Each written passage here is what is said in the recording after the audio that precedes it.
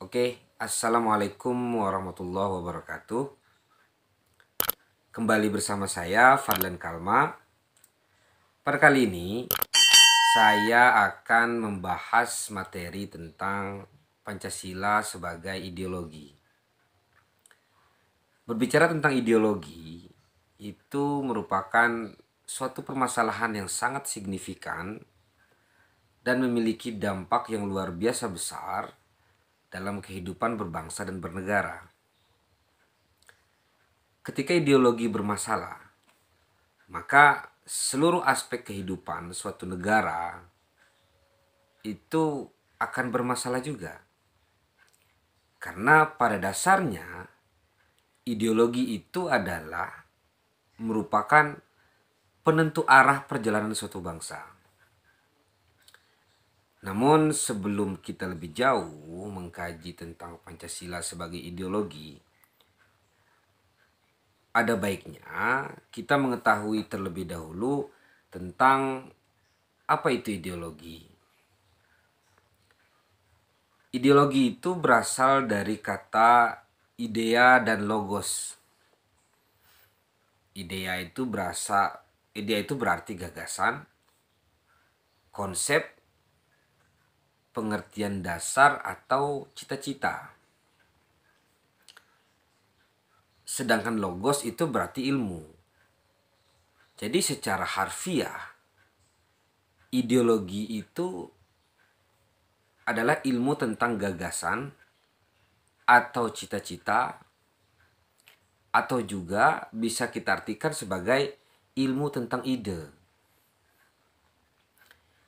Ide itu juga bisa kita samakan artinya dengan cita-cita. Jadi cita-cita yang dimaksud di sini adalah cita-cita yang harus dicapai, sehingga cita-cita itu sekaligus merupakan dasar pandangan atau faham. Jadi Pancasila sebagai ideologi itu mengandung makna bahwasanya Pancasila itu merupakan ajaran, gagasan, doktrin, teori atau ilmu yang diyakini kebenarannya yang menjadi pandangan hidup bangsa Indonesia serta menjadi petunjuk dalam menyelesaikan masalah yang dihadapi masyarakat, bangsa, dan negara Indonesia. Secara substantif, kedudukan Pancasila sebagai ideologi negara Indonesia sebenarnya sudah sangat jelas tercantum di dalam pembukaan Undang-Undang Dasar Negara Republik Indonesia tahun 1945 atau biasa juga kita sebut dengan UUD 1945. Baik sebelum perubahan atau sesudah perubahan atau amandemen. Karena yang mengalami perubahan itu adalah hanya batang tubuh Undang-Undang Dasar tahun 1945. Dalam paragraf keempat pada alinea akhir, meskipun tidak sama sekali disebutkan kata Pancasila, akan tetapi dapat kita pahami bahwa pada kalimat maka disusunlah kemerdekaan kebangsaan Indonesia itu dalam suatu undang-undang dasar negara Indonesia yang terbentuk dalam suatu susunan negara Republik Indonesia yang berkedaulatan rakyat dengan berdasarkan kepada ketuhanan yang Maha Esa, kemanusiaan yang adil dan beradab, persatuan Indonesia, dan kerakyatan yang dipimpin oleh hikmat, kebijaksanaan dalam permusyawaratan perwakilan, serta dengan mewujudkan suatu keadilan sosial bagi seluruh rakyat Indonesia. Nah, mulai dari kata ketuhanan yang Maha Esa sampai dengan kalimat keadilan sosial bagi seluruh rakyat Indonesia, itulah yang dimaksud dengan Pancasila. Jadi banyak perdebatan apakah kedudukan Pancasila itu perlu ditegaskan kembali melalui sebuah norma hukum dan norma etika. Kalau menurut saya berdasarkan kajian konten analisis Undang-Undang Dasar tahun 1945 itu sudah sangat jelas. Meskipun tidak ada norma hukum, Pancasila sudah menjadi ideologi dan dasar negara Indonesia.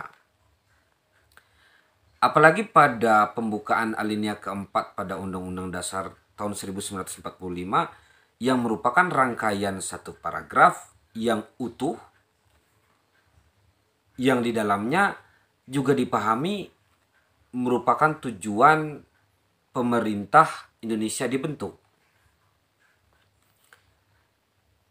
Jadi pada awal paragraf tersebut sudah sangat jelas disebutkan bahwasanya tujuan pembentukan pemerintahan itu adalah untuk melindungi segenap bangsa Indonesia dan seluruh tumpah darah Indonesia, dan untuk memajukan kesejahteraan umum,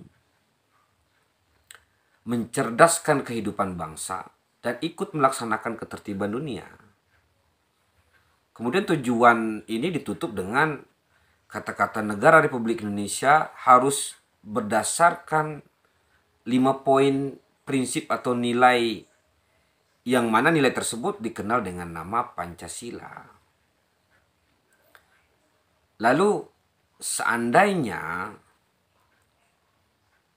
penegasan Pancasila ini dituangkan kembali melalui sebuah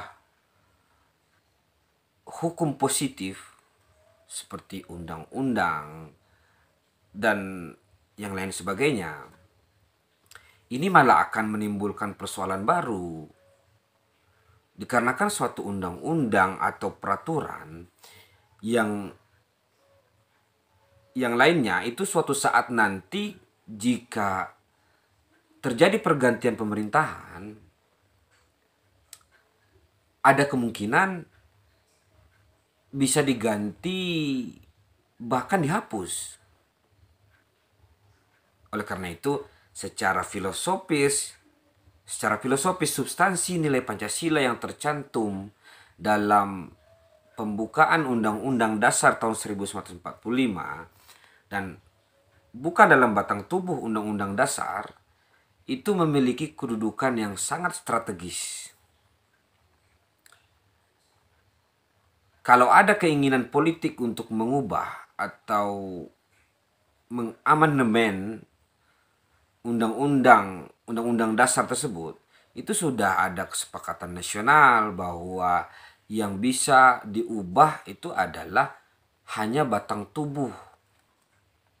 Tapi isi pembukaan itu tidak boleh sama sekali dilakukan perubahan. Jadi dengan adanya pengakuan kedudukan substansi Pancasila dalam pembukaan Undang-Undang Dasar tahun 1945 sebagai ideologi negara, itu membawa konsekuensi bahwa Pancasila juga harus diakui sebagai dasar negara. Maka siogianya Pancasila juga harus berfungsi sebagai pedoman dasar dalam penyelenggaraan berbangsa dan bernegara, dan juga sebagai pedoman dalam pembentukan tatanan hukum dan termasuk pedoman penyelenggaraan pemerintah. Pancasila juga disebut dengan Grundnorm atau bisa juga kita sebut dengan norma dasar, yang mana Pancasila difungsikan sebagai sumber dari segala sumber hukum.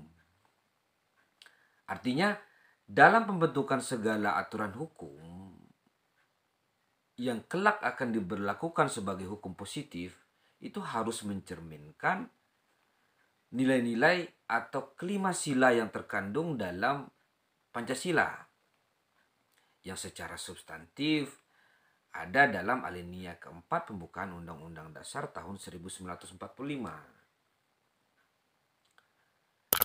Lalu berdasarkan sifatnya, ideologi Pancasila itu bersifat terbuka, yang berarti bahwasanya Pancasila itu dapat menerima dan mengembangkan pemikiran baru dan dapat berinteraksi dengan perkembangan zaman dan lingkungan, dan juga bersifat demokratis. Jadi keterbukaan ideologi Pancasila itu bukan berarti mengubah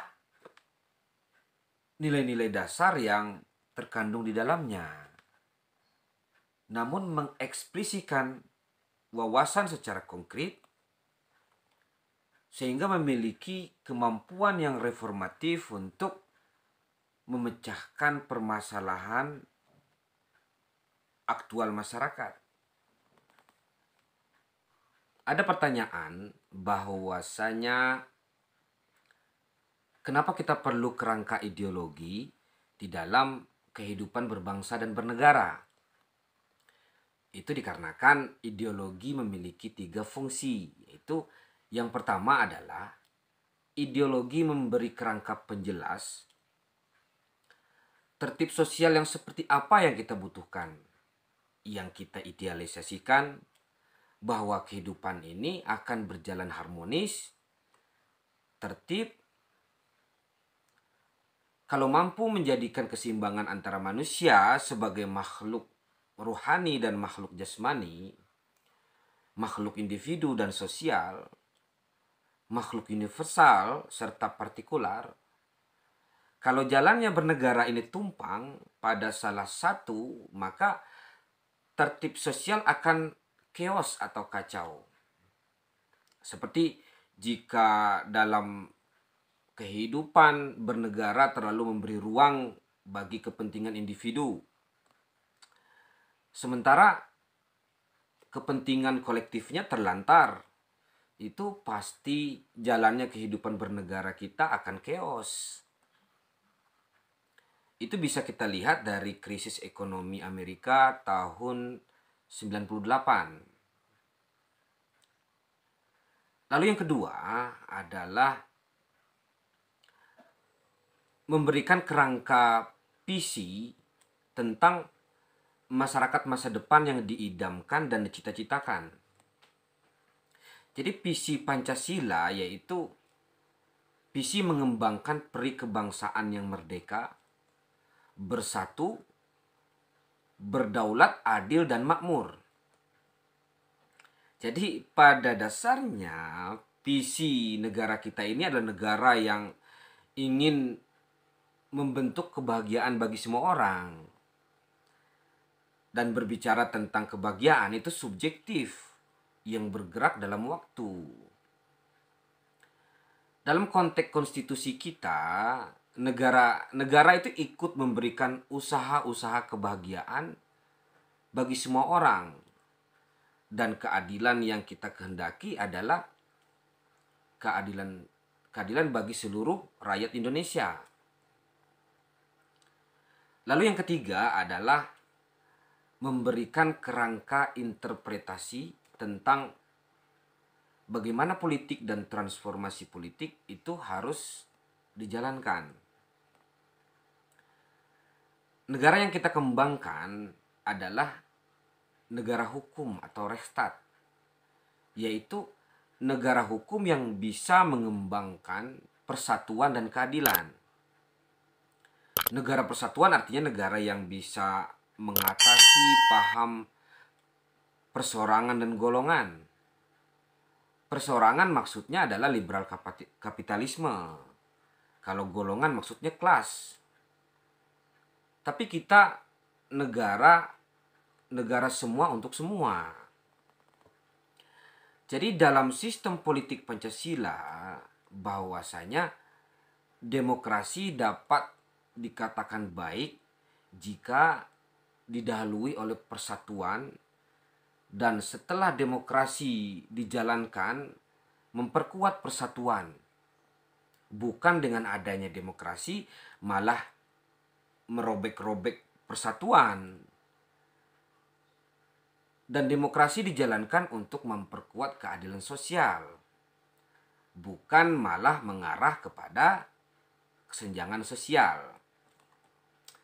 Oke, mungkin ini secara garis besar materi tentang Pancasila sebagai ideologi.